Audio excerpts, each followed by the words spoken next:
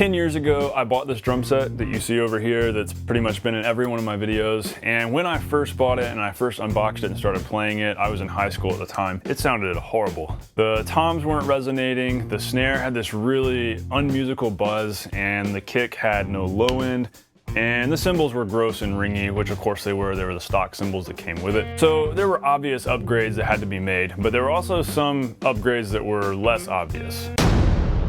But now, 10 years later, this kit's really sounding pretty good, way better than it was before. So today I'm just gonna walk you through the process of everything I've worked on and upgraded to really get this kit sounding much more polished and professional.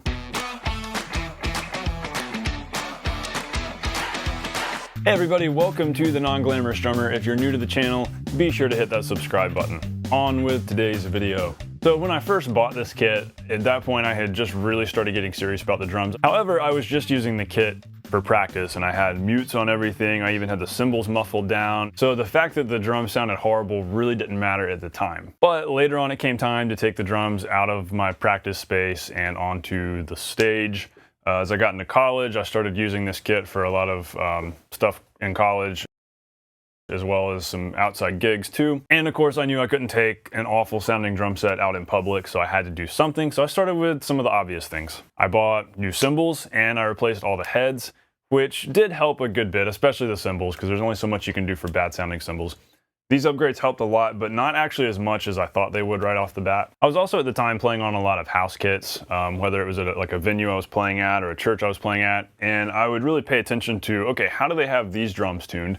This 16 by 16 floor tom, how is it tuned ratio-wise, top head to bottom head? So I would make note of those things and apply them to my kit, and so I was able to learn a lot about tuning just by playing and looking at other kits that I thought sounded good or not so good. Now I felt like I was getting somewhere. I was starting to get some good sounds, starting to get some tone and some low end and some good, just overall beefier, higher quality sounds out of my drums. I also learned the trick later on of lubricating the tension rods, like putting some dry lube on the ends of the screws for tuning the drums down. That way they go in much more smoothly, so you can finger tighten and you can actually get a much more consistent tuning just from finger tightening.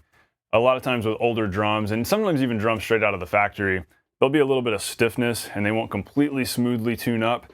So this can really help a lot to oil them up just to make tuning simpler and easier. And so I've done that with all of my drums here. I did that with this whole kit and every snare that I bought.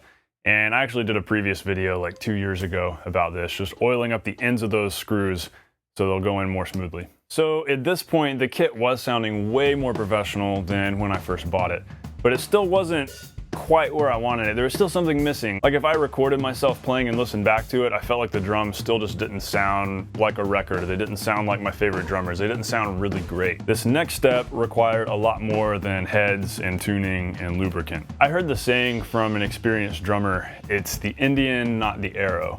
He was talking about how the drummer is the #1 factor in the drum sounds that are produced and in the quality of sounds produced. For instance, if you have a bad drummer on a really expensive kit, that's not gonna sound as good as a really great drummer on a cheap kit. And so it really got me thinking, okay, how much of this missing element is me and what can I change in my playing to bring what I've got up to a higher level? I began recording myself a lot, listening back to those recordings. What am I doing well? What am I not doing well? I also listened to a lot of board mixes from rehearsals, which was extremely helpful, hearing myself playing with a band. And I got some really good advice from a drumming mentor who really helped me pinpoint the big issue going on with my playing that was holding me back at this point. My playing was inconsistent. What I mean by that is that in terms of quality and in terms of dynamics, things just weren't always at a high level. Dynamic-wise, I was moving around a lot, backbeats weren't consistent. The mix of the kit also wasn't super solid. I needed to be louder on the kick drum, louder on the snare. I needed drums a little louder and cymbals a little quieter. I needed to get things in balance there. That's a big dynamics discussion. But as far as inconsistency quality-wise, well, my playing was a little bit sloppy still. I was trying to play too many notes and I wasn't playing all those notes really well.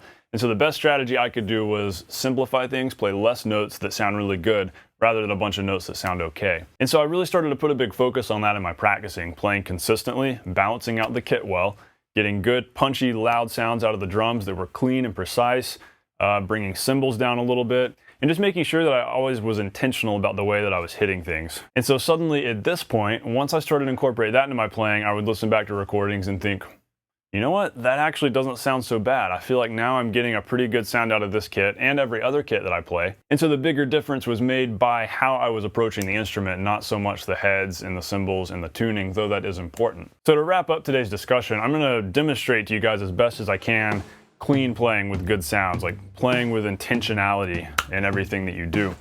And there were some basic exercises that I would do to really help reinforce that, which I'll start with.